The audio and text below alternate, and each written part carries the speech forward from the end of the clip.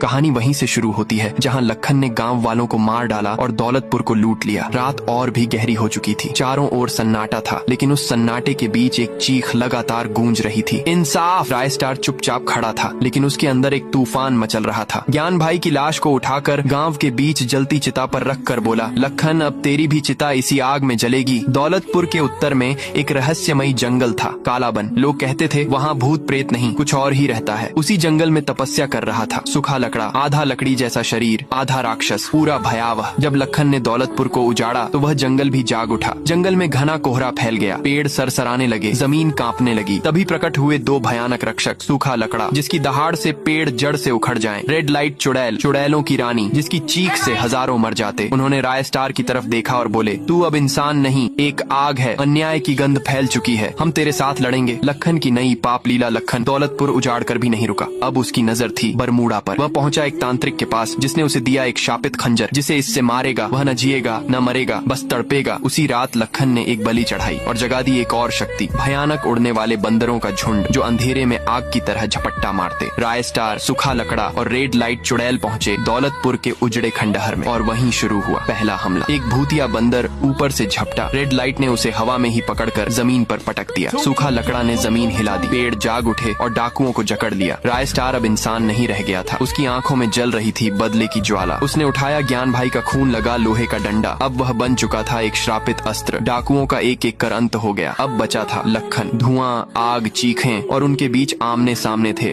रायस्टार और लखन। लखन ने शापित खंजर से वार किया, लेकिन रायस्टार अब पीड़ा से परे जा चुका था। उसने लोहे के डंडे से लखन को जमीन पर गिरा दिया और बोला, ये दौलतपुर की आत्माओं का न्याय है। एक आखिरी वार हुआ, लखन की सांस टूट गई।